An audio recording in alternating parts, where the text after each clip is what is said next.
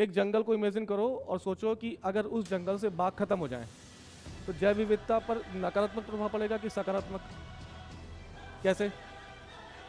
क्योंकि जिस जंगल से बाघ खत्म हुए उस जंगल में हिरन की संख्या बढ़ेगी तो घास खत्म, जल प्रदूषण, नॉइज प्रदूषण, ये सब क्या है?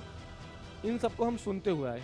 अगर यहाँ से स्टार्ट करोगे तो रिदम बनेगा तो इसके पढ़ने के बाद तुम्हारा दिमाग उसी तरह से काम करने लगेगा। नहीं, हमें इन्वायरमेंट ख़त्म करना है। अभी बीता क्या है? जनवरी बीता है। जनवरी में हम स्वेटर पहनते हैं कि टी शर्ट पहनते हैं? कब से पहनना है? तुम भी पहन रहे हो, तुम्हारे पापा भी पहन रहे होंगे, तुम्हारे पापा के पापा ही पहन रहे होंगे, मतलब जब वो छोटे होंगे तब से जनवरी का मौसम क्या है? ठंडा। यानी जनवरी में आदमी अगर स्वेटर में दिख जाए तो किसी को अचंभा नहीं होगा। ये वायुमंडलीय दशाएं हैं, लंबे समय चली आ रही हैं।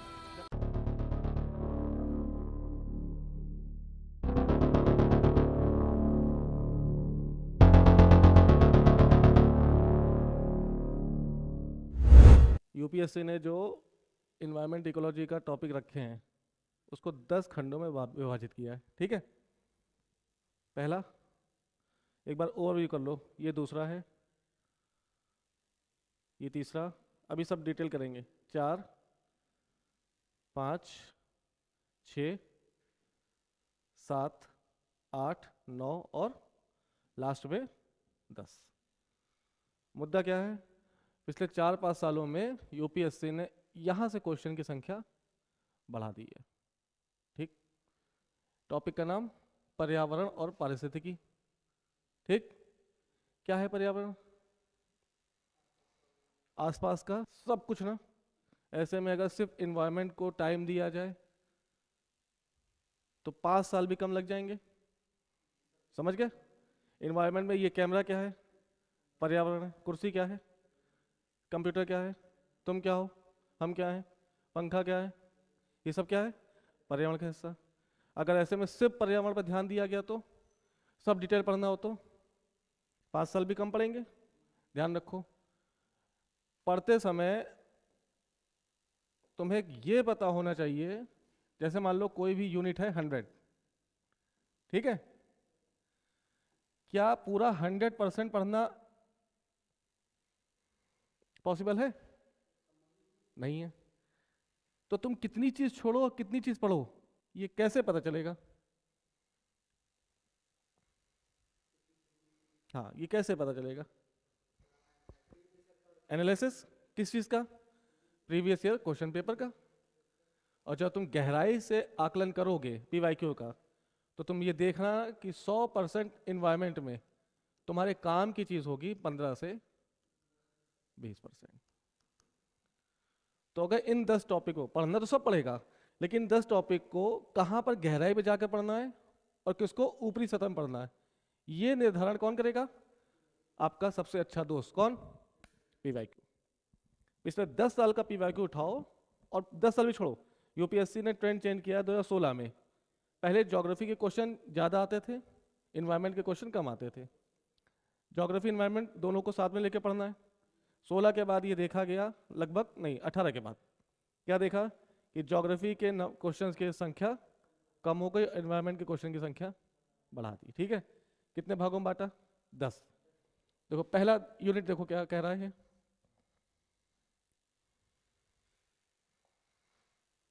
इन्वायरमेंट एंड इकोलॉजी, यानी क्या बोल रही है?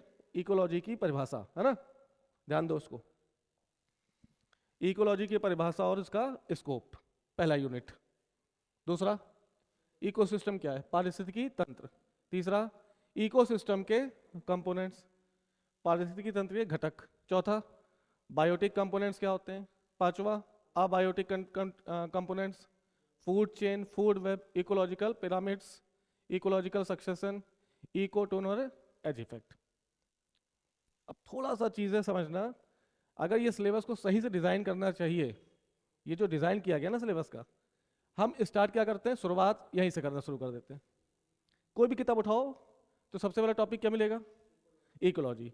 अब गलती क्या होती, हमने शुरू किया पहले टॉपिक से, पढ़ना शुरू किया, यहाँ पढ़ा इकोलॉजी। अब इसमें ऐसी ऐसी चीज़ें आएगी ना इकोलॉजी की परिभाषा, इकोलॉजी के घटक, क्या अंतर है बायोटिक कंपोनेंट्स में, क्या अंतर है अबायोटिक कंपोनेंट्स में, लेमार्क ने क्या कहा, मेरी बात समझ रहे हैं, म्यूटेंट क्या है, उत्परिवर्तन का सिद्धांत क्या है, ये सब चीजें जब तुम यहां तक पहुंचोगे ना पूरी तरह से एग्जॉस्ट हो जाओगे, अब आगे पढ़ने की इच्छा नहीं करेगी। ये देखो दूसरा बायोडाइवर्सिटी, अब जब तुम किसी एक खास टॉपिक को पढ़ोगे तब उसके बाद बायोडाइवर्सिटी को रिलेट कर पाओगे, नहीं तो इसको खत्म करने के बाद जैसे ही तुमने दूसरा पढ़ा मामला क्या हो जाएगा, बेहोश हो जाएगा। बात समझ रहे हो।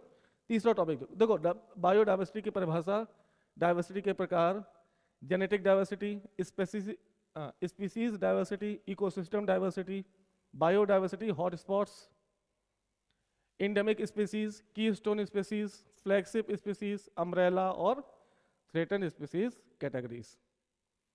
अब इसे बोलने में थोड़ा सा बोरियत नहीं हो रही है, मेरी बात समझ रहे हो ना।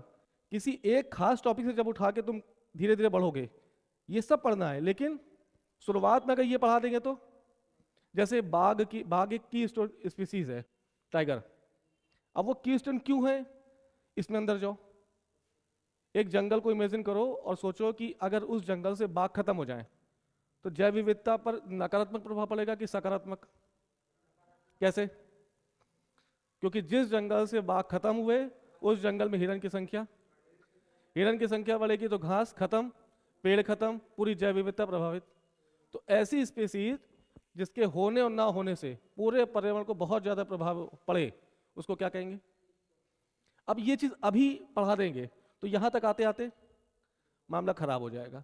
तीसरा देखो इसका टॉपिक कन्वर्सेशन ऑफ बायोडाइवर्सिटीज। अब क्या क्या बातें हो रही हैं, इन सिटू कन्वर्सेशन क्या होता है, कंजर्वेशन, यानी अब हमारा उद्देश्य क्या है, पृथ्वी को बचाना, पृथ्वी के अंदर पर्यावरण भी है, पृथ्वी के अंदर बायोडाइवर्सिटी भी है, उसको बचाना है हमारा उद्देश्य।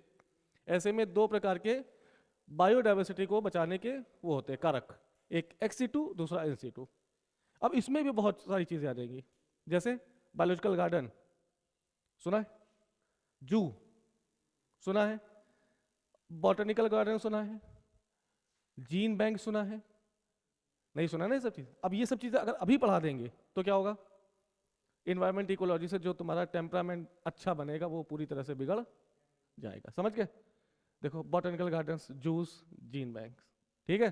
फिर देखो इन्वायरमेंटल पोल्यूशन, इससे तुम थोड़ा सा अवगत हो, क्योंकि प्रदूषण हम कक्षा 6 से पढ़ते आ रहे हैं, वायु प्रदूषण, ध्वनि प्रदूषण और मिट्टी प्रदूषण और जल प्रदूषण, नॉइज प्रदूषण, ये सब क्या है, इन सबको हम सुनते हुए आए। अगर यहां से स्टार्ट करोगे तो रिदम बनेगा तो इसके पढ़ने के बाद तुम्हारा दिमाग उसी तरह से काम करने लगेगा, नहीं हमें इन्वायरमेंट खत्म करना है, समझ लो। ऐसा कितनी बार हुआ सच बताना कि आपने मॉडर्न हिस्ट्री की किताब उठाई और चौथे चैप्टर के बाद आप बेहोश हो गए, राजी वहीर, हुआ है ना ऐसा, क्यों हुआ, शुरुआत के चैप्टर बोरियत वाले हैं, उसको जब तक तुम और किसी टीचर से नहीं पढ़ोगे उसको रिलेट नहीं कर पाओगे। जब भी किताब उठानी मॉडर्न की, वो कहाँ से उठानी है, समाज सुधार आंदोलन 7वां या 8वां चैप्टर है। तो हर एक चीज को पढ़ने का तरीका है ना, ये तुम्हें सुना हुआ लगेगा, तो ये टॉपिक पढ़ेंगे तो हमें लगे हाँ यार ठीक है हम इस चीज को जानते हैं, पढ़ने में मजा आएगा और उसको रिलेट करने में भी आसानी होगी। 5वां देखो क्लाइमेट चेंज, पूरी दुनिया कहाँ भाग रही है, पूरी दुनिया ग्लोबल वार्मिंग क्यों हो रही है, तापमान बढ़ रहा है, तापमान क्यों बढ़ रहा है, कई सारी ग्रीन हाउस गैसेस से, जैसे ग्रीन हाउस गैस आएंगी तुम्हारा तुरंत यहाँ पे बत्ती जलेगी, अरे यार सुना जलवायु परिवर्तन में पूरी दुनिया चीख के चिल्ला रही है, तुम रिलेट कर लोगे यहाँ से, समझ रहे हो ना। तो चौथा या 5वें चैप्टर से हम स्टार्ट करते हुए एक एक अल निनो ला निनो, ये ज्योग्राफी में पढ़ा हमने। फिर देखो global warming, greenhouse effect, greenhouse gases, carbon cycle, climate feedback mechanism, El Nino और ला निना, कैटेगराइज देख रहे हो। आगे देखो 6वां इंटरनेशनल एनवायरमेंटल कन्वेंशंस। अब यहाँ पर तुम्हें ढेर सारे जो भी कन्वेंशंस हुए हैं उसको पढ़ना पड़ेगा, जैसे UNFCCC, जैसे UNEP, जैसे कंजर्वेशन ऑफ बायोडाइवर्सिटी CBD, जैसे डेजर्टिफिकेशन के लिए कुछ संस्थान बने, तो इन सब का अध्ययन हमें इसमें क्योटो प्रोटोकॉल 1997, पेरिस एग्रीमेंट 2015 से स्टार्ट हुआ, वर्तमान में कौन सा पेरिस एग्रीमेंट हो रहा है। अब जैसे ही पेरिस एग्रीमेंट पढ़ा तुमने, तो जिस साल तुम्हें पेपर देना है उस साल देखो पेरिस जो एग्रीमेंट हो रहा है COP 15 या इस समय कौन सा चल रहा है COP 30, तो तुम्हें COP 30 की चीज़ें पता होनी चाहिए। पेरिस एग्रीमेंट हुआ कब? 2015 में, वो 21वां था COP। अभी तक आते आते हम कहाँ पहुँच गए? COP 30 में। तो हर साल कुछ ना कुछ लक्ष्य होंगे, उन लक्ष्यों को तुम्हें नोट करना है। इन्वायरमेंट, सिर्फ इन्वायरमेंट पढ़ के आप क्वेश्चन नहीं कर पाएंगे। इन्वायरमेंट को किससे लिंक करना पड़ेगा तुमको? करंट से। जितने भी वैश्विक स्तर पर संगठन हैं, जितने भी वैश्विक स्तर पर मीटिंग्स हो रही हैं, उसको तुम्हें नोट डाउन करना पड़ेगा। देखो पेरिस एग्रीमेंट की बात की, फिर CBD convention of biological diversity, Montreal protocol, Ramsar conventions. फिर 7वां टॉपिक देखो environmental organisation, UNEP, IUCN, WWF, EIA, environmental impact assessment. ये पूरा अलग से टॉपिक है। हम कोई भी विकासात्मक कार्य करेंगे तो उसके पहले हमारा प्राथमिक उद्देश्य क्या है? EIA करना, ताकि पर्यावरण का क्षरण कम से कम हो पाए। ठीक है। फिर देखो एनवायरमेंटल लॉज इन इंडिया, क्या क्या भारत में प्रावधान है, जैसे पर्यावरण संरक्षण अधिनियम 1986, wild life protection act 1972, forest conservation 1980, biological diversity act 2002। इसी में तुम्हें कई सारे वो पढ़ेंगे, जैसे बाघ परियोजना सुना है तुमने? 1973 में शुरू हो गई। अब उस परियोजना से भारत में बाघों की संख्या में क्या प्रभाव पड़ा है? बढ़े हैं कि कम हुए हैं? हाथी परियोजना सुना है? 1993। इसके तहत तुम्हें कई सारे नेशनल पार्क पढ़ने पड़ेंगे, टाइगर रिजर्व पढ़ने पड़ेंगे, वाइल्ड लाइफ सेंचुरीज पढ़नी पड़ेगी, बर्ड सेंचुरीज पढ़नी पड़ेगी। अगर सोचो ये स्टार्टिंग में शुरू हो जाए तो 3-4 दिन के बाद क्या होगा? क्लास की संख्या आधी, बच्चों की संख्या आधी, और वो टेम्परामेंट मेंटेन नहीं रह पाएगा। ठीक। और 10वां टॉपिक क्या है इसका? करंट एनवायरमेंटल इश्यूज, जिसमें सबसे पहला क्या है? Climate change impact. ये जलवायु परिवर्तन हो रहा है, इसका इम्पैक्ट क्या पड़ रहा है? क्यों पूरी दुनिया जलवायु परिवर्तन के लिए चिंतित है? क्यों पूरी दुनिया भूमंडलीय तापन को कम करने का प्रयास कर रही है? बात समझ रहे हो? फिर देखो इसमें 10वें में क्या है? डिफॉरेस्टेशन, जो भी वन की कटाई हो रही है, डेजर्टिफिकेशन, मरुस्थल का बढ़ना, मराइन इकोसिस्टम डिग्रेडेशन, जो समुद्री जल में जो जैव विविधता है, पारिस्थितिकी तंत्र है, उसका ह्रास, प्लास्टिक पॉल्यूशन और सस्टेनेबल डेवलपमेंट। एक एक चीज पढ़ेंगे, ठीक है? आने वाले 1 महीने के भीतर लगभग कितनी क्लास? मैक्सिमम 30 से 35 क्लास। इस 30 से 35 क्लास में आपका 10 यूनिट और 10 यूनिट के सभी सब टॉपिक कंप्लीट कर लिए जाएंगे, और ये हम आपको बताएंगे किस पे कितना टाइम देना है। समझ गए? किसी ऐसी जगह पे टाइम दे दिया तुमने, एसिड रेन आधे घंटे का टॉपिक, यूट्रोफिकेशन 15-20 मिनट का टॉपिक, बायोमैग्निफिकेशन 15 मिनट का टॉपिक, बायो एक्यूमुलेशन, इससे जुड़े कॉन्सेप्ट जो भी हैं, दुनिया भर की सारी चीज़ आपको पता चलेगी। लेकिन बी पेशेंट, धैर्य रखो, 30 दिन मेरे साथ बिना किसी नागे के लगे रहो। ठीक है? देखो अब हम शुरू यहाँ से करेंगे। 5वां यूनिट, इसको रोक लेना, जब ये वीडियो आ जाए तो रोक लेना, और एक टॉपिक पूरे 10 टॉपिक आपके पहले रजिस्टर के पहले पेज में लिख लेना, और जो टॉपिक खत्म हो उस पर टिक करते रहना। तुम्हारा सिर्फ काम क्या रहेगा? एक काम क्या रहेगा? जैसे ही कोई करंट इवेंट हो किसी खास टॉपिक से, उसके बगल में थोड़ी सी जगह छोड़ के उसमें नोट डाउन कर लेना। समझ रहे हो? पक्का?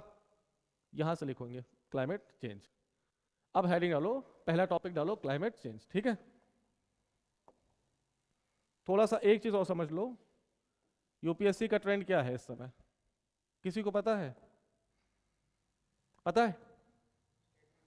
नहीं, यूपीएससी का ट्रेंड देखो लास्ट 8 से 9 साल के बीच के भी, 8 से 9 साल, मतलब लगभग 2018 के बाद बात की जाए तो 2018 से पहले यूपीएससी या स्टेट पीसीएस ज्योग्राफी और इन्वायरमेंट इकोलॉजी को कंबाइन करके ही देखते हैं हम लोग, ठीक है। इनके क्वेश्चन की संख्या होती थी 20, कभी 20, कभी 22, कभी 18, ठीक है।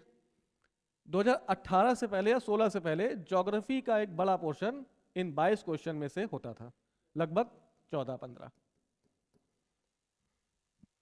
और कितना बचा इन्वायरमेंट से? अगर 22 आ रहे तो 7 और 20 आ रहे तो 6। यूपीएससी ने इसको चेंज किया है, और जैसे यूपीएससी चेंज करेगा स्टेट पीसीएस भी चेंज करेगा। 18 के बाद संख्या रही 24।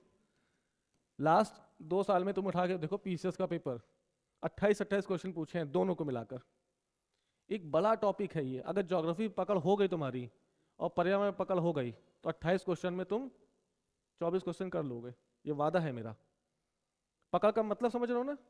ये नहीं कि सर खत्म हो गया और कुछ क्वेश्चन पूछा तो टाइफिस। खत्म का मतलब पूरा कॉन्सेप्ट के साथ फैक्चुअल डिटेल आपके दिमाग में हो। 18, 16, 17 के बाद, या कहें 2018 के बाद, ये संख्या रही 24, कभी 25, कभी कभी 28 पहुंची। अब यहां से जैसे ही 18 के बाद की बात हुई, यहां पर रेशियो क्या है? लगभग 25 और 75। 18 के बाद इन्होंने पूरी तरह से 50% कर दिया। और एक आध साल बाद ये देखा गया कि कभी ज्योग्राफी में 40% पूछे हैं क्वेश्चन, एनवायरनमेंट में 60, कभी 35 और कभी 65। अब ये वेटेज ये एनवायरनमेंट इकोलॉजी का बढ़ा रहे हैं। मेरा प्रश्न है ये क्यों कर रहे हैं, ऐसा क्यों?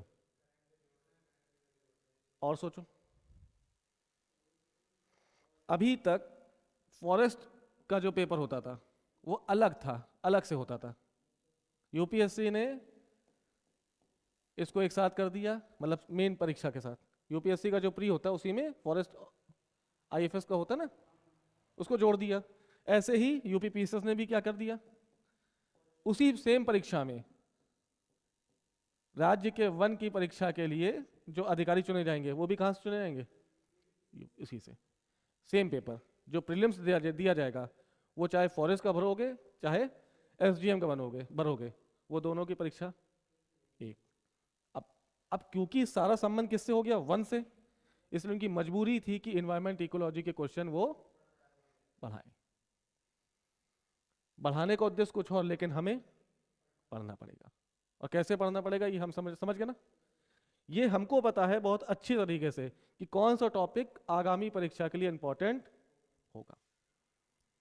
तो थोड़े से भरोसा करके जितना पढ़ा लें उतना कर लो कंप्लीट, रजिस्टर मेंटेन कर लो, वीडियो देख लो, और पेपर देने के बाद फिर आके हमसे आके बात करना कि भैया आपने ये क्वेश्चन किया था, ये पढ़ाया, ये नहीं पढ़ाया। ठीक है, गारंटीड। अगर 25 क्वेश्चन आ रहे हैं ज्योग्राफी को और एनवायरमेंट इकोलॉजी को मिलाकर 25, तो मेरा वादा है ये तुमसे 20 से 22 क्वेश्चन तुम्हारे सही होंगे। नहीं तो आपकी टांगों के नीचे से मैं निकल जाऊंगा। ये समझते मतलब क्या होता है? तुम जो कहोगे वो मान लेंगे। ठीक है, चलो हेडिंग लो, क्लाइमेट चेंज, जलवायु परिवर्तन।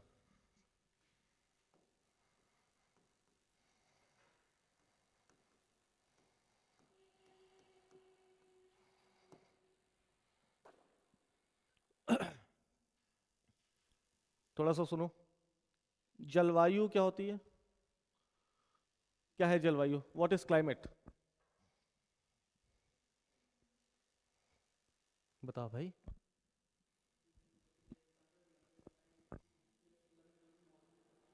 मौसम की दशाएं। तो फिर मौसम क्या होता है? बोलो बोलो, मुंह से शब्द प्रस्फुटित करो अपने।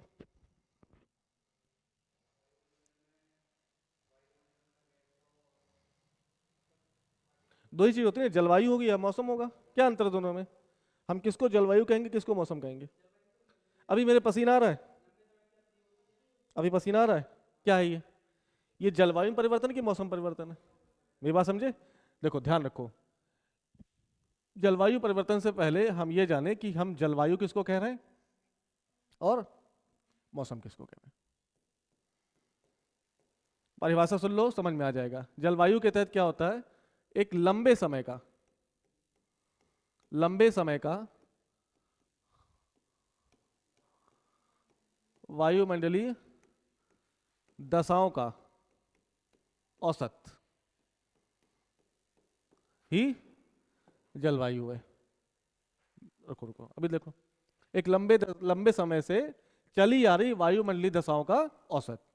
वायुमंडलीय दशाएं जैसे क्या क्या वायुमंडलीय दशाएं होती हैं?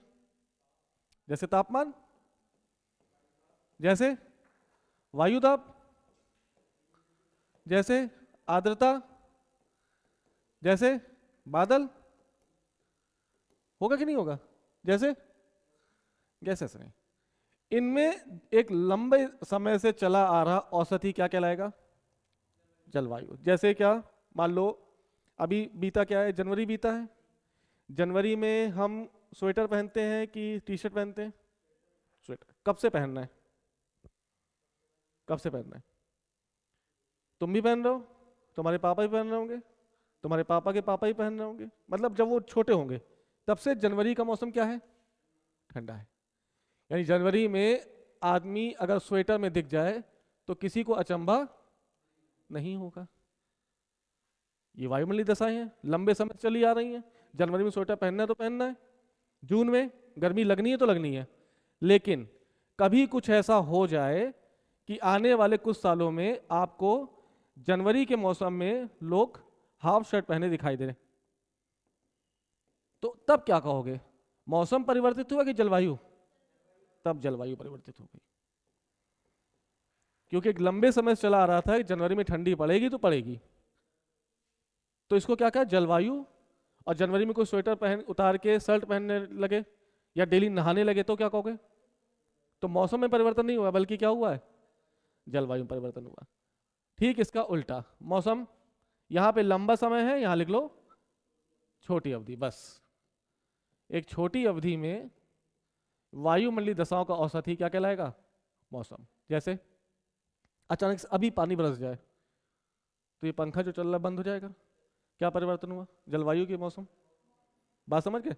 जून में अचानक से आंधी चले और मौसम थोड़े समय के लिए ठंडा हो जाए तो मौसम परिवर्तन की जलवायु परिवर्तन? मौसम परिवर्तन। जून में अचानक से खूब गर्मी पड़े सॉरी और पानी बरस जाए तो शाम को नींद अच्छी आएगी, जलवायु परिवर्तन के मौसम परिवर्तन। बात समझ गए? बस यही अंतर है जलवायु और मौसम में। तो एक लंबे समय का वायुमंडलीय दशाओं का औसत ही क्या कहलाएगा? जलवायु। और उसमें होने वाला परिवर्तन जलवायु परिवर्तन। गाना सुना है? मौसम की तरह बदल तो नहीं जाओगे? कहीं सुना है? कहीं कहीं बोल रहे हैं कि जलवायु की तरह बदल नहीं जाओगे? मौसम की तरह जो बदलेगा वो थोड़े समय बाद फिर से वापस आ जाएगा, लेकिन जलवायु की तरह कोई परिवर्तित हुआ तो लंबे समय तक वापस नहीं आने वाला। ठीक है? तो तुम्हारी गर्लफ्रेंड अगर मौसम की तरह बदल रही है तो घबराने की बात नहीं। समझ गए? चलो अब देखो, तो इस समय क्या क्लाइमेट चेंज हो रहा है? हो रहा है। अगर मतलब ये सोच लो, पृथ्वी के निर्माण के समय से वर्तमान तक अगर आपसे कोई पूछे कितनी बार पृथ्वी में जलवायु परिवर्तन हुआ, तो आप कहेंगे टोटल अब तक 6 बार। यानी वर्तमान का 6वां अभी जारी है। वर्तमान का 6वां जलवायु परिवर्तन अभी जारी है। क्या मेरी बात समझे? तो 5 को अलग रख लो जो पहले हुए, और 1 को अभी रखो जो प्रेजेंट का है। ठीक है?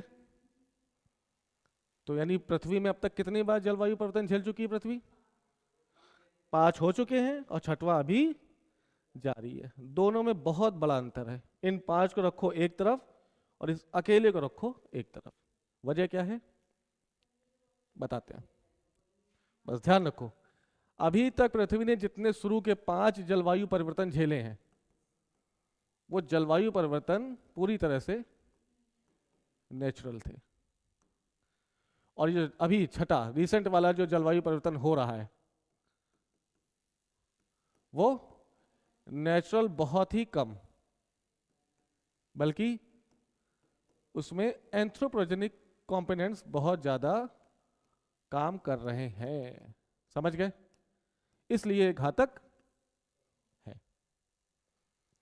इस वर्तमान को हम क्या माने? जो शब्द है कि वर्तमान का जलवायु परिवर्तन, इसको हम किस डेट से मान लें? 1907, 1909, 1220, 1110, क्या माने? 1907। बहुत सुंदर, दिमाग लगाओ। मानवीय क्रियाओं से, यानी मानवीय कुकर्मों से जलवायु परिवर्तन हुआ है। ये मानवीय कुकर्म कब से ज्यादा बढ़े हैं? हाँ, औद्योगिक क्रांति ना, बिल्कुल याद रखो। अगर कोई पूछे कि वर्तमान का जलवायु परिवर्तन की स्टार्टिंग फेज कब से मानोगे, कब से?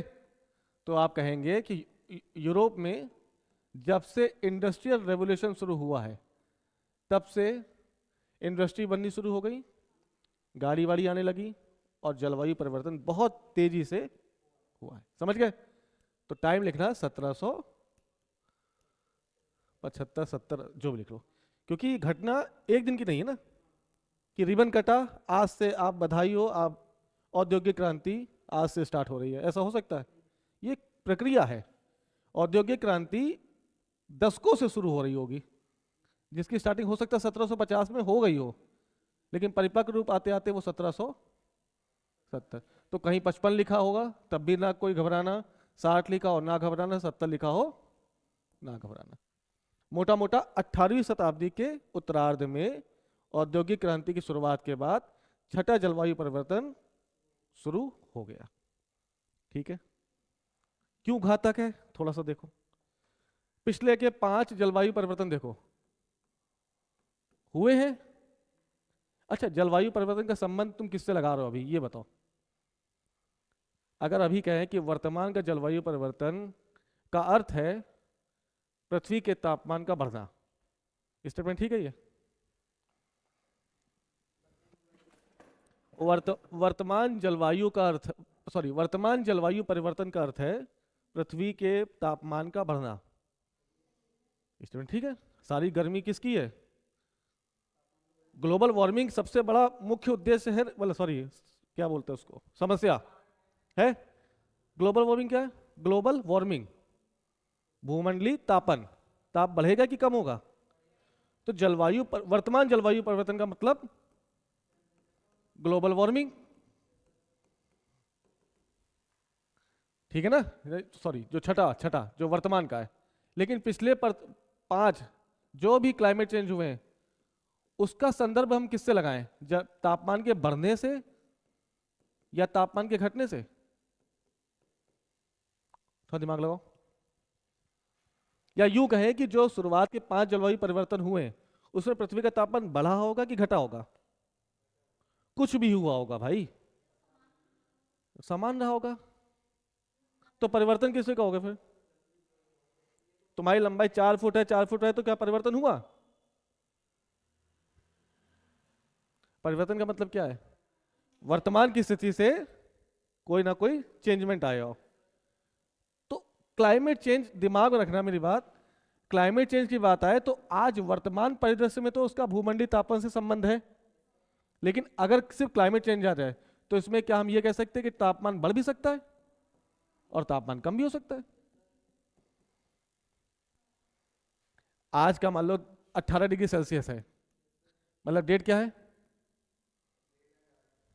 आज डेट कौन सी है यार? 8 मार्च। 8 मार्च 2026, सिर्फ एग्जाम्पल के लिए बता रहे हैं। 27 में भी 18 रहा, 28 में भी 18 रहा, और 1928 में भी 18 है इस डेट में। ठीक है? हो सकता है आने वाले समय में 2035 में ये टेम्परेचर हो सकता है 20 हो जाए, या ये भी हो सकता है कि 16 हो जाए। तो ये बढ़ भी सकता है, घट भी सकता है। तो जलवायु परिवर्तन का मतलब है टेम्परेचर का बढ़ना या घटना। सारी दिक्कत कौन कर रहा है? क्या? ये समझो, तापमान, अभी क्या बताया था? वायुमंडलीय दशाएं, जैसे तापमान, दाब और आर्द्रता। इन तीनों में सबसे ज्यादा खुजली करने वाला व्यक्ति कौन? यही तो सब कुछ डिसाइड कर रहा है ना। दाब बढ़ेगा, कौन बढ़ाएगा? तापमान। दाब घटेगा, कौन घटाएगा? आर्द्रता बढ़ेगी, कौन बढ़ा रही है?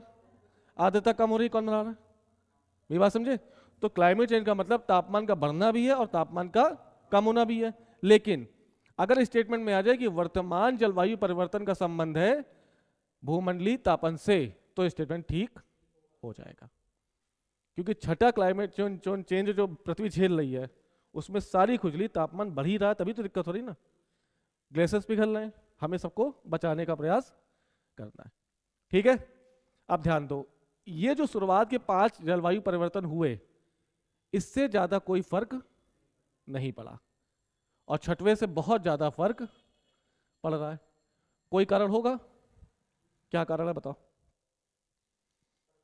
हाँ, 5 क्लाइमेट चेंज से पृथ्वी को ज्यादा नुकसान नहीं हुआ, लेकिन छठवें क्लाइमेट चेंज से पृथ्वी को नुकसान हो रहा है। पूरी दुनिया जान रही है कि नुकसान हो रहा है। इस नुकसान के ज्यादा होने और इन 5 जलवायु परिवर्तन नुकसान के कम होने में क्या प्रॉब्लम है? शुरुआत में तो ज्वालामुखी फट रहे होंगे, तो वहां तो तब जलवायु परिवर्तन ज्यादा अच्छा भयानक होगा ना। सोचो, ध्यान रखो, अभी तक कोई भी शुरू के 5 क्लाइमेट चेंज में क्या मानवीय क्रियाकलापों का हस्तक्षेप है? नहीं है ना। यानी किसी ने बीच में आकर मध्यस्थता निभाई नहीं है, ठीक है ना। फटे में टांग अड़ाना, अभी मानवीय क्रियाकलाप नहीं हो रहा है। तो सिर्फ 2 लोग हैं, एक तरफ क्लाइमेट चेंज और दूसरी तरफ पृथ्वी या प्रकृति। कह सकते हैं, मान सकते हो ना। जब तक ये चीज नहीं आएगी तब तक ये दोनों के बीच एक बढ़िया बैलेंस बना रहेगा। देखो, जैसे जलवायु परिवर्तन हुआ, इस परिवर्तन की दर प्रकृति के पृथ्वी के अनुकूलन दर के बराबर थी।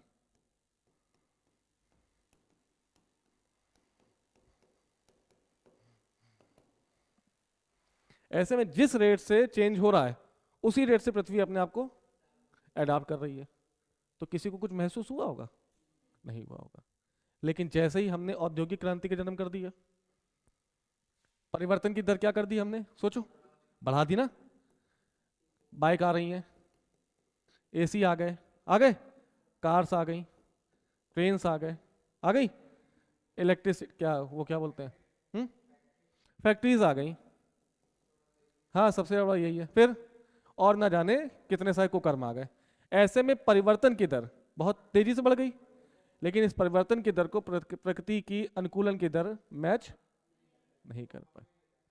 सिंपल सी बात है, जब तुम बाहरी हस्तक्षेप कर दोगे ज्यादा, पृथ्वी तो या नेचर है ना, वो अपने हिसाब से चेंज होगी। उसको ना ही कोई टाइम बाउंडेशन है, वो ना ही जल्दी कभी चेंज होगी, ना ही बहुत देर से। उसका जो रेट है वो वही रहेगा। अचानक तुमने क्या कर दिया? पुश कर दिया किसको? रेट ऑफ चेंज को बहुत तेज बढ़ा दिया। लेकिन पृथ्वी तो वैसे ही अपने आप को अनुकूलित करेगी। ऐसे में क्या डिसबैलेंस नहीं हो जाएगा? है ना। और ये डिसबैलेंस ही सबसे बड़ा क्लाइमेट चेंज का कारण है।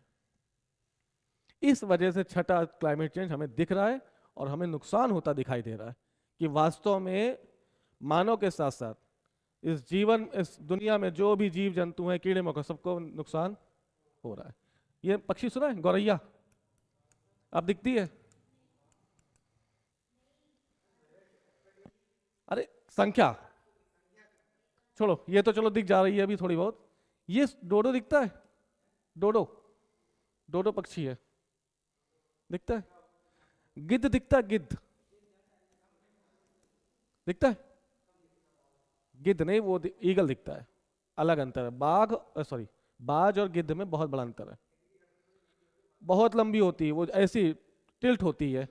हाँ, गायब हो चुका है, विलुप्त हो चुका है। जैसे वो कौन सी एग्जाम्पल, डोडो एक ऐसा पक्षी है जो एक्सटिंक्ट कर चुका है।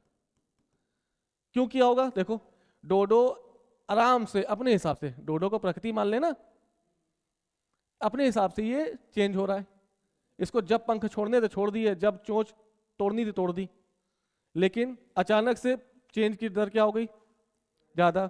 ऐसे में उसको चोंच तोड़ने का टाइम था 8 साल में, लेकिन इसने कुकर्म करके कहा कि 4 साल में बदलो नहीं तो मर जाओ। समझ लो। अब डोडो पक्षी को नहीं पता कि 4 साल में उसको अपनी चोंच तोड़नी है, फॉर एग्जाम्पल, तो तोड़ेगा नहीं तो क्या होगा, विलुप्त हो जाएगा। इसीलिए जितने भी नए, जो भी पुराने जीव जंतु हैं, वो सब क्या हो रहे हैं, विलुप्त हो रहे हैं। विलुप्त की कगार पर, सुनते हो, विलुप्ति की कगार पर। क्यों टाइगर को बचाया हमने, टाइगर को संरक्षण क्यों दे रहे हैं हम, क्योंकि कम हो रहे होंगे ना, और कम क्यों हो रहे हैं, यही सब वजह। हालांकि टाइगर के कम होने का एक बहुत बड़ा कारण ये भी है, ह्यूमन और वाइल्ड लाइफ कॉन्फ्लिक्ट। हाथी तुम्हारे घर के अंदर घुस रहा है और तुम हाथी के घर के अंदर घुस रहे हो, तो दोनों के बीच क्या हो रहा है, कलेश हो रहा है। कलेश में संख्या कम हो रही है। लेकिन सबसे बड़ा कारण कौन सा है, हम क्यों घुस रहे हैं जंगलों में, सबसे बड़ी बात इंडस्ट्रियल रेवोल्यूशन। हमें भूमि कम पड़ रही है और कारखाने बढ़ाने हैं। ऐसे में हम उनके घर में घुसेंगे कि नहीं घुसेंगे, जब हम उनके घर घुसेंगे तो वो हमारे घर घुसाएंगे। होता है कि नहीं होता, बस यही सब चीज़ें हैं। तो शुरू के 5 क्लाइमेट चेंज इसलिए प्रभावित नहीं थे क्योंकि परिवर्तन की दर और प्रकृति के अनुकूलन की दर क्या थी, बराबर। लेकिन छठे जलवायु परिवर्तन में इंडस्ट्रियल रेवोल्यूशन ने अपना बहुत महत्वपूर्ण भूमिका निभाई है। इस वजह से डिसबैलेंस आ गया। समझ गए ये बातें। अब देखो,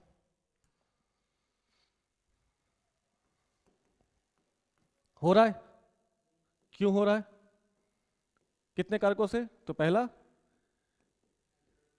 नेचुरल और दूसरा एंथ्रोपोजेनिक। इसी को बोलते हैं मैनुअल। क्या जलवायु परिवर्तन प्राकृतिक कारणों से हो रहा होगा, कौन कौन से प्राकृतिक कारण हैं, कौन कौन से प्राकृतिक कारण हैं, सोचो।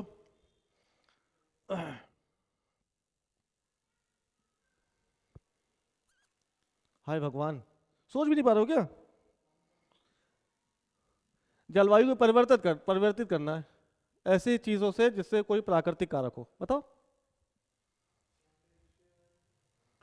हाँ, तो टेम्परेचर घटाओ बढ़ाओ, कैसे घटेगा बढ़ेगा, लेकिन उसमें एंथ्रोपोजेनिक वो नहीं होने चाहिए, मानवीय, सॉरी, प्राकृतिक होने चाहिए। अरे सोच नहीं पा रहे हो तुम लोग।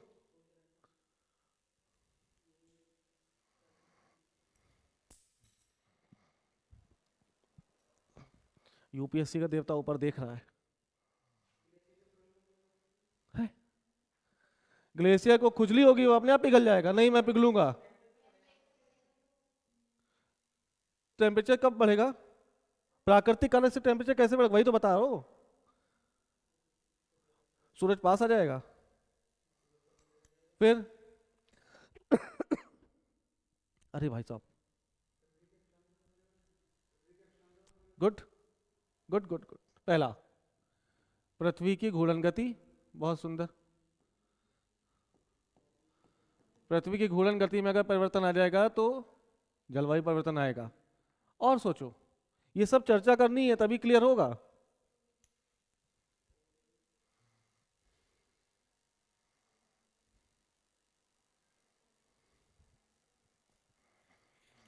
ज्वालामुखी नाम की कोई चीज सुनी है कभी दुनिया जिंदगी में, फटेगा तो, फटेगा तो गैसेस निकलेंगी, कुछ गैसेस सूर्य के ताप को बढ़ाएंगी, कुछ गैसेस सूर्य के ताप को ठंडा करेंगी। कुछ भी करेंगे तो जलवायु परिवर्तन होगा कि नहीं होगा। दूसरा, ज्वालामुखी विस्फोट, हद है यार। और सोचो, एक और है जिसको कई सारे वैज्ञानिक नहीं मानते, सोलर फ्लेयर्स, सौर ज्वालाएं बोलते हैं। इसमें क्या है कि जो भी भूगोलवेत्ता हैं वो 2 भागों में विभाजित है, कुछ लोग मानते हैं कुछ लोग नहीं मानते, लेकिन हमको पता होना चाहिए क्या होता है सोलर फ्लेयर्स। समझ गए। तो मोटे मोटे 3 प्राकृतिक कारकों से पृथ्वी में जलवायु परिवर्तन घटित हुए हैं, और कुछ, ये तो बहुत ही ज्यादा व्यापक है, इसकी चर्चा करने में 3 दिन लगेगा, क्योंकि जब हम कारण बताएंगे तो कारण से उभरने के प्रयास भी बताएंगे, उपाय बताएंगे, समाधान बताएंगे। समझ रहे हो ना कैसे कैसे बढ़ना है हमको। अभी सिर्फ और सिर्फ इस पे ध्यान दो। पहला ले आए, कैसे? ज्वालामुखी विस्फोट से कैसे क्लाइमेट चेंज होगा? ज्वालामुखी विस्फोट, ठीक है। अच्छा, तुम्हारे मन में क्या आ रहा है, फटने से क्या होगा? जो लावा निकलेगा वो जलवायु परिवर्तित करेगा? लावा करेगा नहीं, क्योंकि हाँ, धूलकण।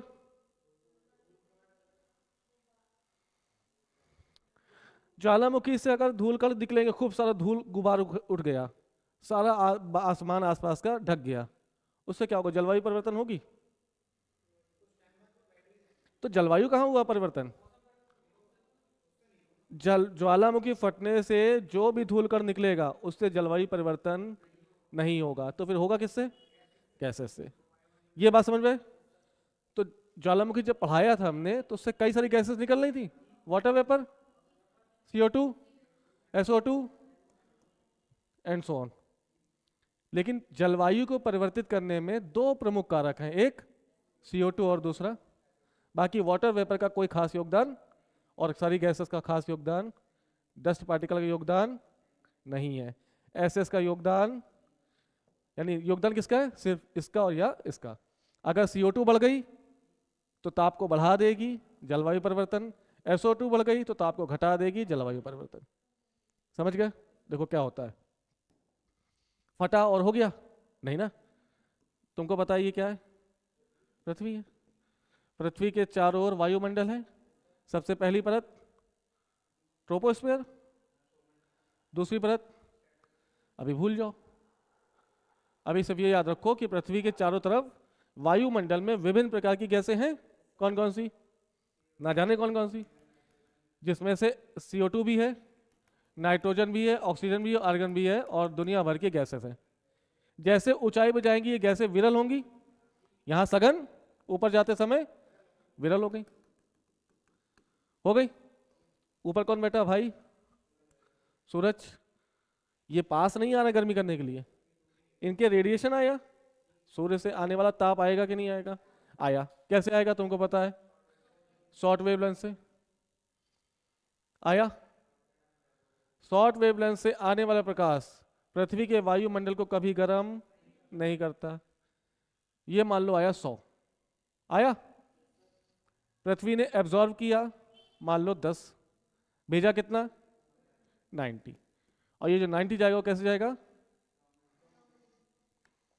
तो नीला वाला क्या है? ये लॉन्ग वेवलेंथ है, ठीक है। आने वाला शॉर्ट वेव और जाने वाला लॉन्ग वेव। ऐसे मतलब ये जो छोटे छोटे कदम, ये क्या है?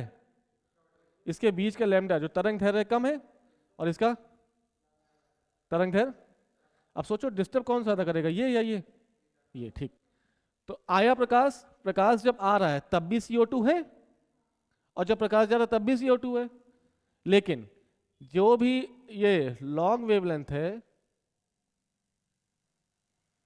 ये वायुमंडल में CO2 की गैस जो है यहां पर, ये मान लो लाल लाल CO2 है, ठीक है। ये CO2 उसको रोकेगी नहीं, नहीं अभी मत जाओ, पहले हमको गर्म करो, लो। और गर्म करते हुए ये लॉन्ग वेवलेंथ के रूप में जाएगा। तो CO2 गर्म किसने की? सूर्य से पृथ्वी से परावर्तित प्रकाश ने, जो सूरज की ओर जा रहा है, कर दी। यानी पृथ्वी के वायुमंडल को या पृथ्वी के तापमान को बढ़ाने का सबसे ज्यादा श्रेय किसको है? कौन सी गैस को? CO2 को। गैस CO2, अगर CO2 आ जाए तो समझ जाना टेम्परेचर बढ़ेगा। अब ऐसे में ज्वालामुखी फटा, और ज्वालामुखी से खुदा ना खास्ता CO2 ज्यादा निकल आई। तो CO2 ज्यादा निकली, ऑलरेडी CO2 से मिल गई। अब ये जो लौटता हुआ प्रकाश है वो और पूरी CO2 को गर्म करके जाएगा, तो CO2 की संख्या ज्यादा, तो CO2 का तापमान भी ज्यादा। तो अगर ज्वालामुखी फटा और फटने के बाद CO2 ज्यादा निकली तो जलवायु परिवर्तन होगा, लेकिन तापमान बढ़ेगा कि कम होगा? समझ गए? इसका उल्टा देखो। अब मान लो अचानक से फिर क्या, ये पृथ्वी से ज्वालामुखी फटा और इस ज्वालामुखी से SO2 निकल आई, ठीक। तो ये क्या करेगा, देखो ये कौन सी परत, ट्रोपोस्फेयर, ये स्ट्रेटोस्फेयर, ऊपर मीजो, आइनो, एक्सो। इसकी चर्चा अभी हम नहीं कर रहे हैं क्योंकि हमारा काम नहीं आने वाला इसमें। सिर्फ दो परत, ये ट्रोपोस्फेयर और ये स्ट्रेटोस्फेयर। ठीक है, ज्वालामुखी फटेगा तो कुछ धूल कण, डस्ट पार्टिकल्स और SO2 हल्के होने के कारण क्षोभ मंडल की सीमा को पार करते हुए स्ट्रेटोस्फेयर में पहुंच जाती है। ये SO2 निकली और हल्के होने के कारण कहां पहुंच गई, स्ट्रेटोस्फेयर में। ठीक है, स्ट्रेटोस्फेयर में कुछ अगर पानी के कण पहुंच गए धूल कण के साथ, तो ये H2O और SO2 एक क्रिया करेगी और क्रिया करके H2SO4 का निर्माण कर देंगे। जैसे ही H2SO4 बना, यहां पे एक बादल की परत बन जाएगी। बादल की परत वो नहीं, वो बात की बात है। बादल मतलब डस्ट पार्टिकल, घने डस्ट पार्टिकल जो ज्वालामुखी क्रिया के बाद समताप मंडल में पहुंचे हैं, SO2 से मिलने के बाद पानी के कण से अभिक्रिया करके एक परत का निर्माण कर देंगे। कौन से, धूल कण के परत का। सूरज कहाँ बैठा है, यहाँ पर। अब मान लो ऊपर कोई चादर बिछ गई है, तो जितना प्रकाश आ रहा था उससे कम आएगा कि ज्यादा आएगा, कम आएगा ना। यानी ये परत आने वाले प्रकाश को थोड़ा सा रिफ्लेक्ट कर देगी, और जब थोड़ा रिफ्लेक्ट कर देगी तो यहाँ पर थोड़ा सा कम आएगा। कम आएगा तो पृथ्वी ठंडी की गर्म। इसी को बोलते हैं ग्लोबल डिमिंग।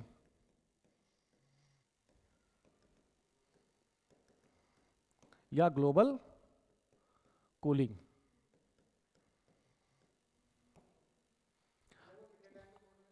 क्या बेटा, जैसे पहुंच गए SO2, देखो सबका एक लाइफ टाइम होता है, जिसे बोलते हैं ग्लोबल वार्मिंग पोटेंशियल। अगर देखो सबसे ज्यादा ज्वालामुखी से क्या निकलता है, जलवाष्प। लेकिन जलवाष्प को क्यों हमने नहीं कहा कि जलवायु परिवर्तन में उसका योगदान है, कहीं बोला हमने, क्यों, आया गायब, आया गायब। हमने क्यों नहीं बताया कि धूल कण का जलवायु परिवर्तन में योगदान है, आया गायब। लेकिन अगर SO2 आया तो SO2 की जो आयु है लगभग 9200 साल है जी। CO2 की जो आयु, CO2 की लगभग 120 से 150 साल है। तो अगर एक बार आ गया तो लगा रहेगा। कुछ चीज समझ में आ रही कि नहीं आ रही, ये कारण हमने इसीलिए वाटर वेपर का बात नहीं की, बल्कि ज्वालामुखी से सबसे ज्यादा क्या निकलता है, वाटर वेपर। लेकिन वो आएगा और गायब हो जाएगा। हवा चली और जलवाष्प बेहोश, धूल आई, हवा चली, धूल कण हट गए। जलवायु परिवर्तन हुआ नहीं। जलवायु परिवर्तन वही करेगा जो लंबे समय तक टिक पाएगा। टिकेगा कौन, CO2 और, बात समझ गए। तो आज तक ज्वालामुखी को दिमाग में लाने के बाद हमेशा गर्म हो ऐसा जरूरी नहीं है। इसे विंटर वोल्केनिक वो बोलते हैं, विंटर वॉल्केनिक इरप्शन। ये हम तुम्हें ज्वालामुखी बता सकते थे लेकिन फिर रिलेट ना कर पाते। समझ गए मेरी बातें। तो विंटर कब होगा, जैसे विंटर की बात है समझ जाना SO2 की मात्रा ज्यादा निकली होगी। जैसे गर्म की बात है तो समझ जाना CO2 की मात्रा। बस ये था प्रभाव ज्वालामुखी का। दूसरा लिखो, क्या बोला था, पृथ्वी की घूर्णन। मिलानकोविच एक व्यक्ति हैं जिन्होंने इस चीज की खोज की थी। क्या नाम है इनका, मिलानकोविच। सर्बिया के गणितज्ञ थे। कहाँ के, सर्बिया के बहुत बड़े मैथमेटिशियन। उन्होंने कहा कि पृथ्वी का घूर्णन जैसे हो रहा है उसमें आने वाले परिवर्तन से जलवायु परिवर्तित हो जाएगी। देखो क्या है,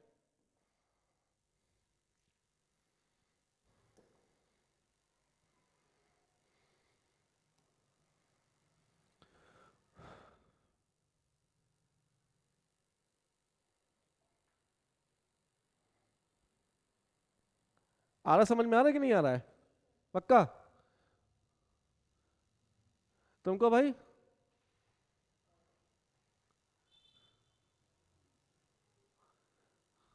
कहाँ गया यार ये? किस टाइप का है? चित्र टाइप का है ये।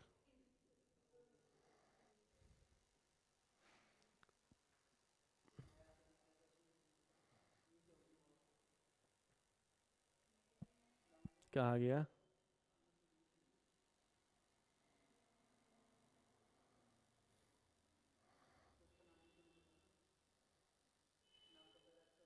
अरे ठहर जाओ, सब आएगा।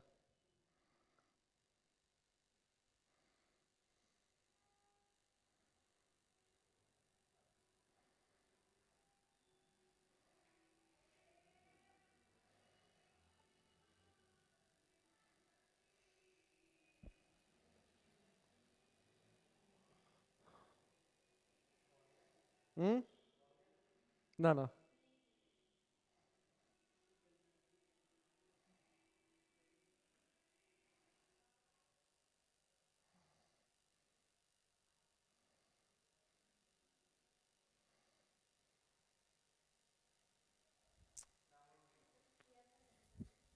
चलो दिखा।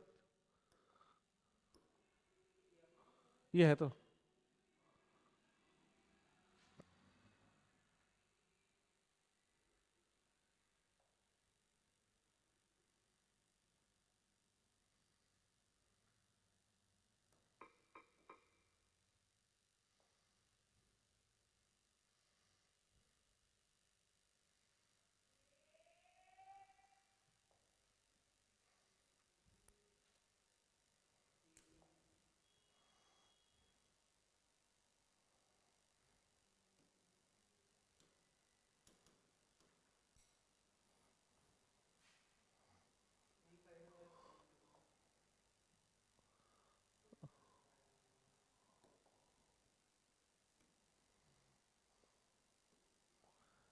यार ये टाइम।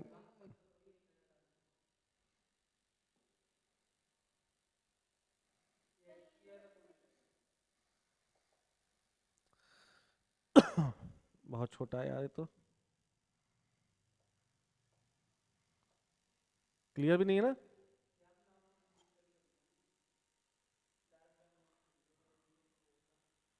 अच्छा, पहले ऐसा भी है क्या? चलो।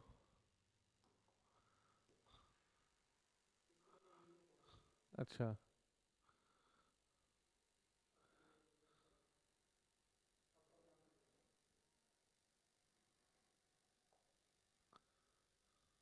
ओके।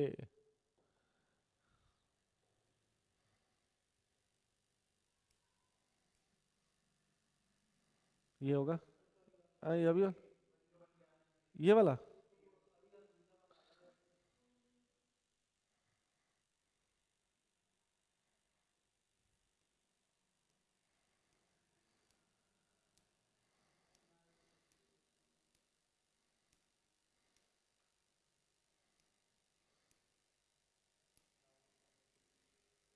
क्या यार?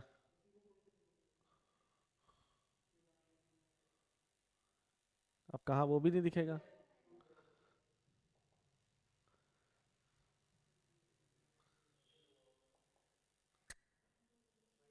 नहीं है यार। हम्म। यही था।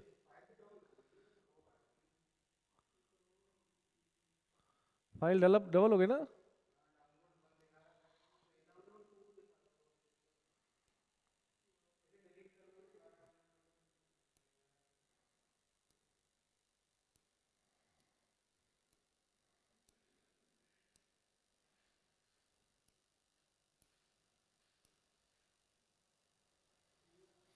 ना।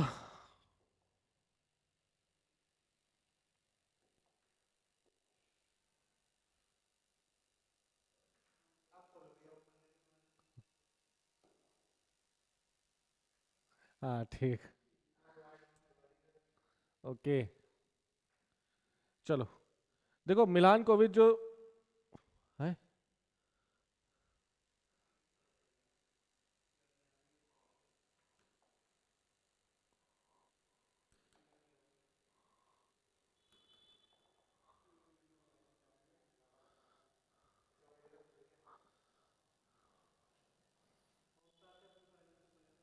हम्म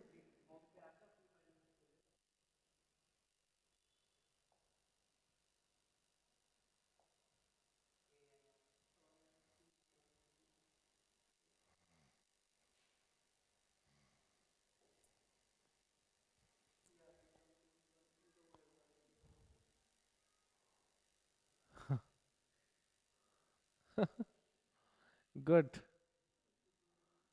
नाइस। इसको डिलीट कर दें। एक म्यान में दो तलवार नहीं रहेगी।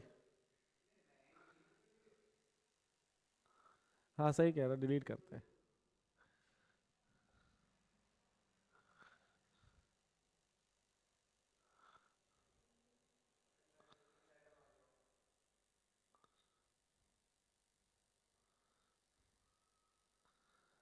डिलीट भी कैसे हो? अरे यार यार देखो तो, कोई जन करो भाई।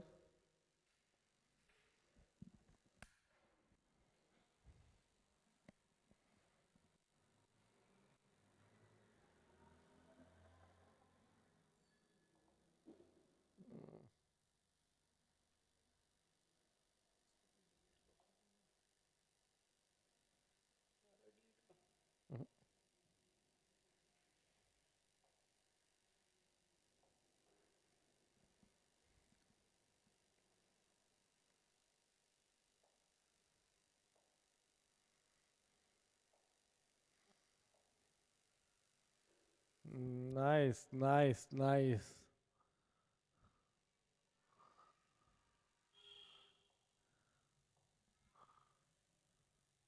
अब रुक जाओ, ये देखिए आएगा कि नहीं आएगा। हो गया रुक जाओ। चलो ठीक है। हाँ ठीक है। देखो मिलान कोविच जो थे वो सर्बिया के गणितज्ञ थे, ठीक है। उन्होंने कहा कि पृथ्वी जो अपने अक्ष और सूरज के संदर्भ में घूम रही है, उससे भी कभी कभी जलवायु परिवर्तन हो जाता है। ये क्या है? पृथ्वी अपने अक्ष पर कितना झुकी है? 23.5। मिलान कोविच साहब कह रहे हैं, या सभी मानते हैं, ये जो अक्ष का झुकाव है ये चेंज होता है। कभी 22.5, कभी 24.5, कभी 24.5, कभी 22.5। अब ऐसे में सोचो, सूरज ये है और इस समय पृथ्वी झुकी है 23.5। अगर अचानक से 24.5 झुक गए तो क्या होगा? तो ध्रुवों पर जो प्रकाश नहीं पड़ रहा था वो और झुकने से डायरेक्ट पड़ गया। पड़ेगा तो यहाँ पे ग्लेशियर्स पिघलेंगे, पिघलेंगे तो तापमान बढ़ेगा कि कम होगा?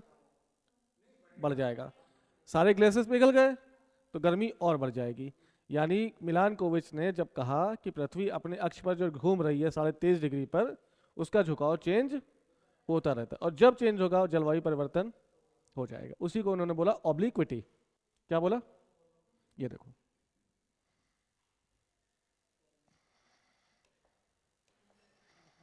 ऑब्लिक्विटी, टिल्ट, झुकाव, अक्ष पर झुकाव।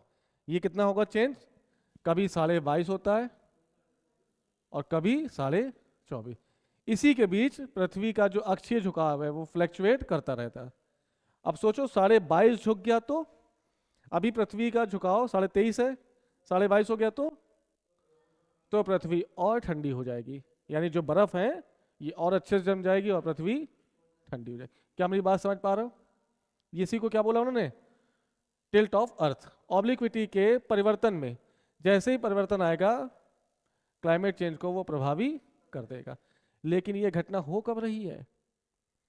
लगभग 41,000 सालों में। देखो लिखा होगा कहीं, नहीं लिखा, कोई बात नहीं, फिर भी तुम लोग को पता होना चाहिए कितने साल में हो रहा है। ये ऑब्लिक्विटी की जो संरचना है, चेंजमेंट है, परिवर्तन, ये लगभग 40 से 45,000 सालों में होती है।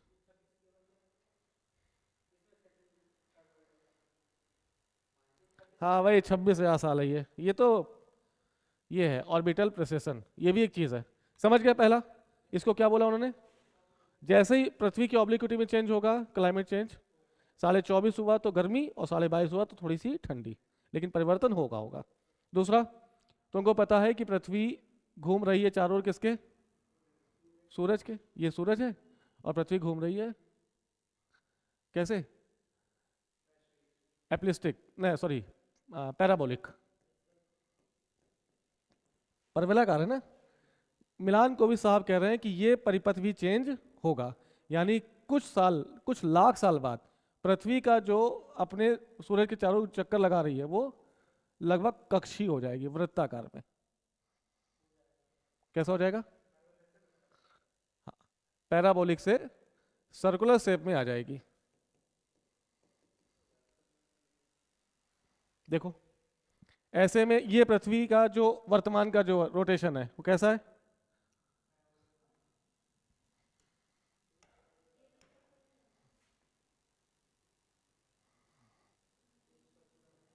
सर्कुलर नहीं, थोड़ा सा पैराबोलिक है, लेकिन 1 लाख साल में पृथ्वी थोड़ा सा शिफ्ट हो जाएगी। कैसे?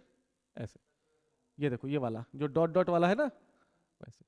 अब ऐसे में सूरज पृथ्वी के पास यहां पर कि यहां पर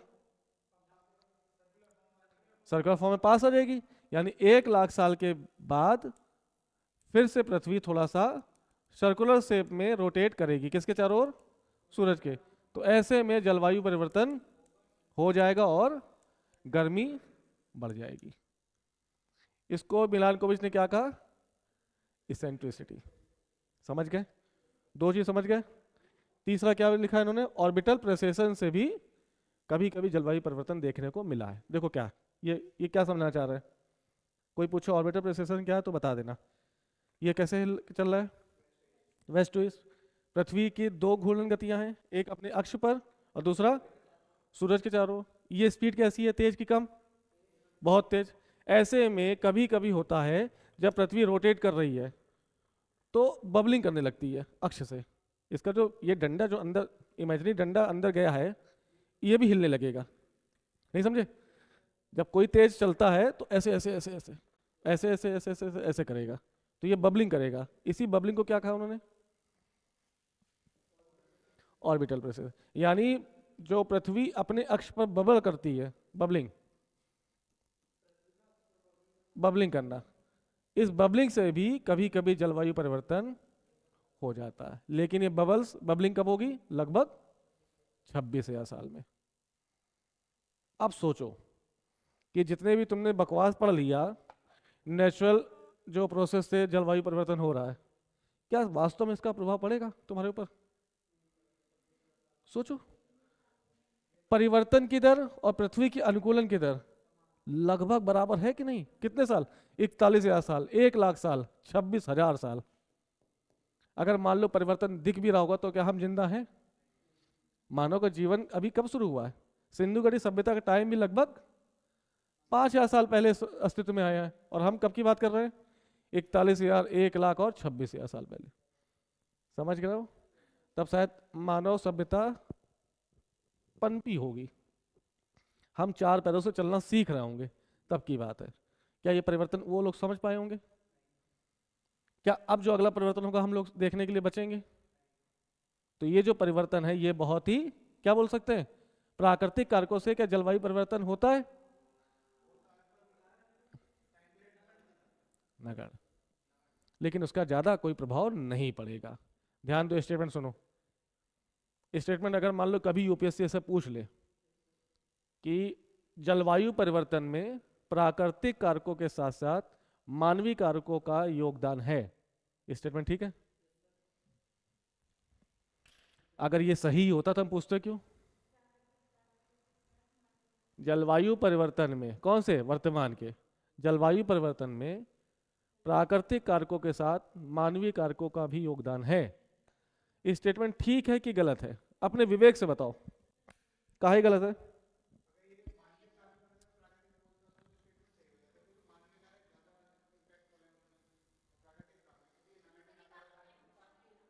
अब बस यही चीज समझाना है। अब आज के बाद ये खुजली ना हो तुम लोग को। वही चीज ना, समझ, पढ़ने से पहले तुम्हें क्या क्वेश्चन बनेगा, तुम उस किस गहराई तक जाओगे, यूपीएससी कहाँ गिर सकता है, ये तुम्हें पता होना चाहिए। ठीक है? ध्यान दो, 2010 में एक रिपोर्ट आई और इस रिपोर्ट में कहा गया कि पृथ्वी, मतलब क्या बोलते हैं, जो भी CO2 इमिशन हुआ है, मानवीय क्रियाकलापों के द्वारा, वो लगभग लगभग 135 अरब 135 अरब टन CO2 का अवशोषण का इमिशन किया गया है। कितना? 135।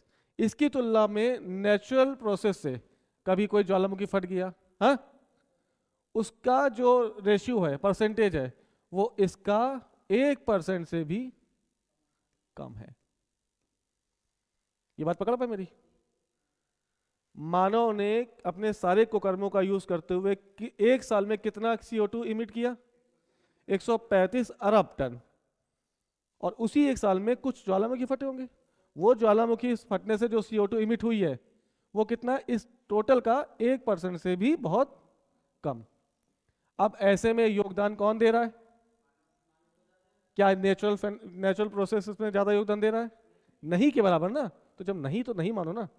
इसको ऐसे समझो कि मान लो तुमको 1 लाख की जरूरत है, तुमने सारा जुगाड़ लगाकर 1 लाख रुपए इकट्ठा करने के लिए पूरा एक दिन लगा दिया और तुम्हारे पास होगा 99,500 700 810 रुपए, 820 रुपए हो गए। तुमने कितना इकट्ठा कर लिया जुगाड़ से? 99,820 या 850 रुपए, ठीक। अब ऐसे में मैं कि भैया लो 150 रुपए रख लो, तुम्हारा 1 लाख का जुगाड़ हो गया। क्या तुम्हारे उस 1 लाख में मेरा योगदान है? 150 रुपए का योगदान हो सकता है कुछ? 1 लाख की जमा पूंजी में क्या हम 150 रुपए लगाकर तुम्हारे पार्टनर बन सकते हैं?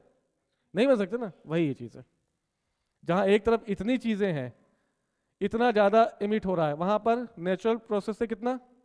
1% से कम। तो क्या इसका योगदान मानोगे? नहीं मानोगे। तो वर्तमान जलवायु परिवर्तन में मानवीय क्रियाओं के साथ साथ प्राकृतिक क्रियाओं का योगदान है। स्टेटमेंट क्या हो जाएगा? गलत।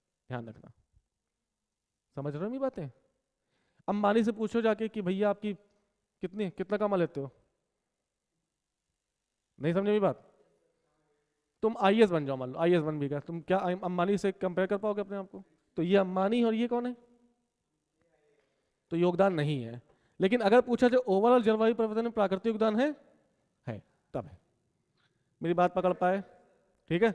एक चीज और ध्यान रखो थोड़ा सा। वर्तमान की बात करें तो जो भी तुम वैश्विक अंतरराष्ट्रीय संगठन देख रहे होगे, जितने भी या जितनी भी समिट्स हो रही होंगी, उसमें वर्तमान की बात करेगा। वर्तमान से तापमान को उस स्तर पर लाना है। नहीं समझे? अभी जो वर्तमान में टेम्परेचर बढ़ रहा है उसको औद्योगिक क्रांति से तुलना की जाती है। स्टेटमेंट कभी देखना या न्यूज़पेपर देखना कि वर्तमान में पृथ्वी का तापमान औद्योगिक क्रांति की तुलना में 2.5 डिग्री सेंटीग्रेड बढ़ गया। तो तुलना किससे कराई उन्होंने? 1770 औद्योगिक क्रांति। ऐसी तुलना 3 तरीके से होती है ये समिट्स में। कोई समिट किसको आधार बना रहा है? बेस ईयर बोल सकते हो। किसको बेस ईयर बना रहा है? 1770 इंडस्ट्रियल रेवोल्यूशन को। कुछ रिपोर्ट्स होती हैं, कुछ संगठन होते हैं जो बेस ईयर बनाते हैं किसको? 1950 को।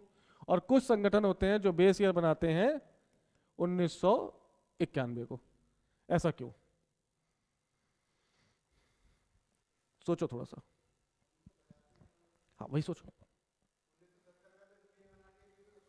1991 1770 तो इंडस्ट्रियल रेवोल्यूशन हो गया, ये तो हो ही गया।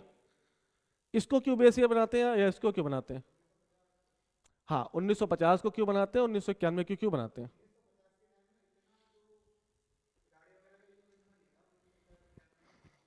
तो 1950 में नहीं, क्या 1940 में होगा या 1955 में हो गया होगा? दिमाग लगाओ, ये कोई बड़ा इवेंट हुआ होगा ना इसमें, तभी तो हम बता रहे हैं। सोचो क्या हुआ, ऐसा कुछ हुआ है? क्या हुआ?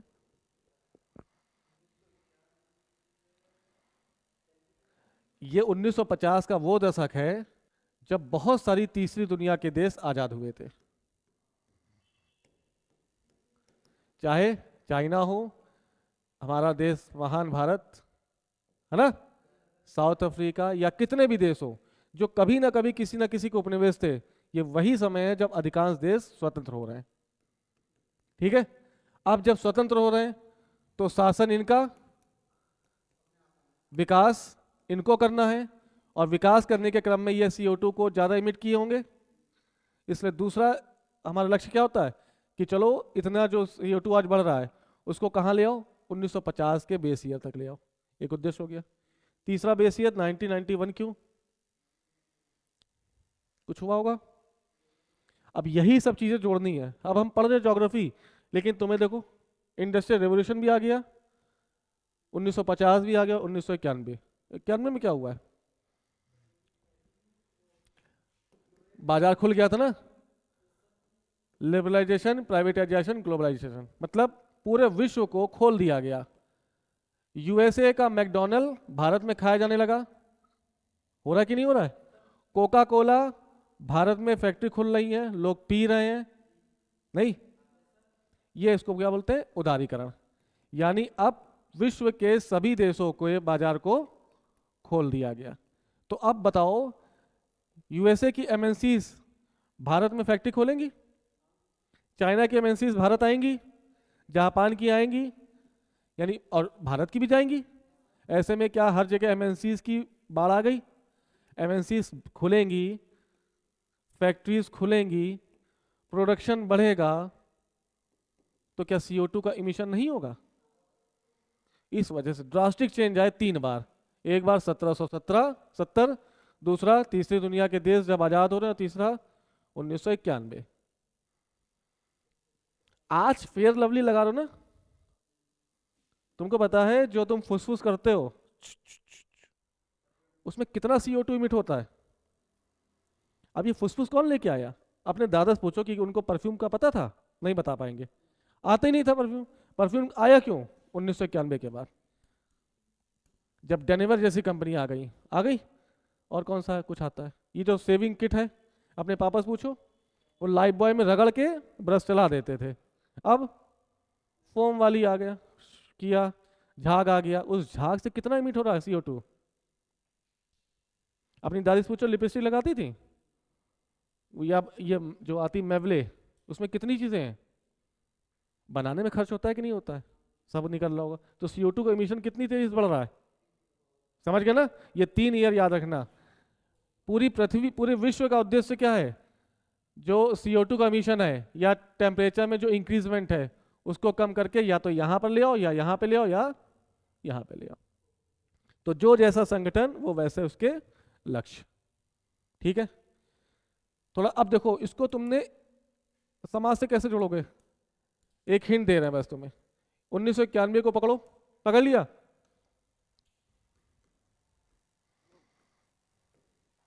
इसके बाद लगभग 2002 तक तुम्हें सारी विश्व सुंदरियां, कौन, मिस वर्ल्ड और मिस यूनिवर्स,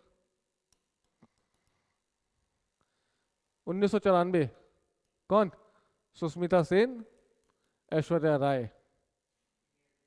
96 कौन है वो, जो भी है। 98 लगातार प्रियंका चोपड़ा, 2002 लाला दत्ता, जो भी है। ये सब लगातार 10 सालों में क्या भारत में सिर्फ सुंदरियां पैदा हुई, या भारत में 1994 से पहले सुंदरियां पैदा नहीं हुई थी, सब।